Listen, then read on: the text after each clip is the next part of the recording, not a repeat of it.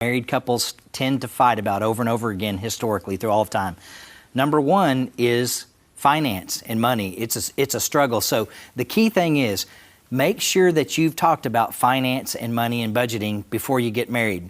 But if you didn't, after you get married, it's critical to have ongoing conversations regarding finance. If not, it's going to be an area of key struggle. So I want to share some ideas and some concepts that will help you talk about these things and be prepared for the money struggles in marriage. The first thing would be vow to be financially honest. Now, the stat may be a little bit overwhelming, but it's estimated that 44% of all Americans keep secrets regarding their money. Maybe a secret account, maybe it's cash that you spend so it doesn't show up somewhere.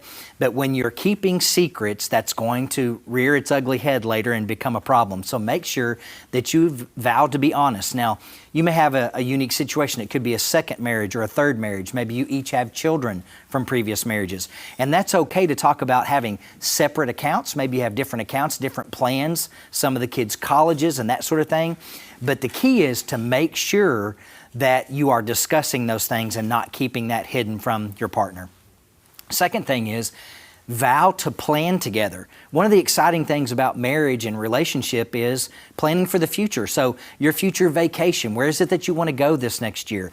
How is it that you want to spend your retirement? Are you going to move to a different destination, retirement location like Florida or Arizona?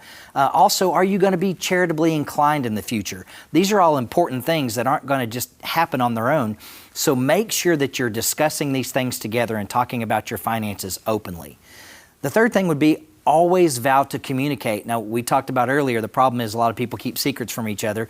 The two biggest issues, two of the three, are financial planning, not talking about it, not dealing with it, struggles with money, and the other one's communication. And a lot of the times it's communication about those struggles with money. We don't talk about our finance, and it's critically important to do that. So have a very open relationship communicating what your goals are, what your expectations are, talking about your budget, doing your dreaming together about your current financial situation and also your financial future.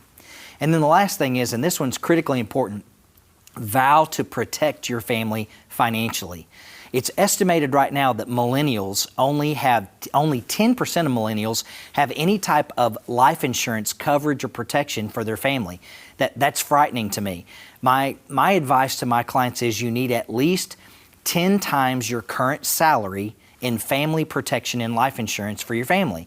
So if you're making $50,000 a year, you need $500,000, $500,000 of coverage for your family. Well, why? Why is that? Well, think about it. If the primary income earner dies suddenly, if COVID taught us anything, it's that life can be short and things can happen quickly and it can change. If it's the primary income earner and there's no life insurance in place, you have to replace that income. And what if someone was a stay-at-home mom and they didn't have any type of earned income, they didn't have a career? That is a dramatic impact to the family. So it's critically important. I want to talk about a couple of things here. There's two main types of life insurance. There's term life insurance and permanent, the two main types. Now, term insurance is the most popular because it's the cheapest and it's the easiest to get.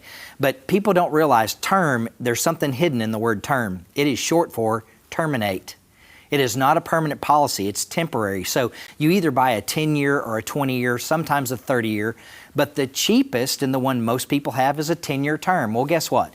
If you're 30 years old, you're probably still going to be alive at the end of that 10-year term, and that policy is not going to pay out unless you renew it and get another policy. So it's the cheapest, it's the easiest to get, but it terminates. The other one's permanent. Now, I own 10 life insurance policies. I know that may sound a little crazy. I've actually written 2 best-selling books, and I will tell you, Safe Money Matters, Finding Safe Harbor in a Storm-Filled World, and also Bulletproof, the Safe and Secure Retirement Income Plan. How important is life insurance for estate planning and income planning? I have a dedicated chapter in each book to life insurance. Not only life insurance, but tax-free assets. Life insurance is tax-free. It's critically important because, and of my 10, 7 of my 10 policies are permanent. People will say, well, that's more expensive. I can't afford that. Here's the key thing to remember.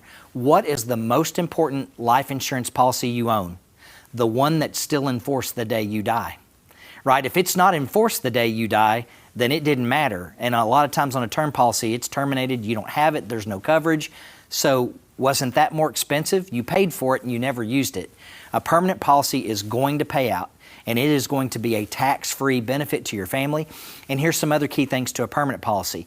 They have ancillary benefits, things like, it kind of acts like similar to a long-term care policy. It can have critical illness components, chronic illness, heart attack, stroke, cancer, benefits that are attached to a life policy that people don't realize. They also build up cash value inside them, and when you take that as a loan from a permanent policy, it is tax-free, and a lot of people use that in their retirement planning from their life policies. So it's critically important. Make sure that you have life coverage for your family. So vow to be financially open and honest, vow to communicate, vow to plan together, and also vow to protect your family with the right type of life policy.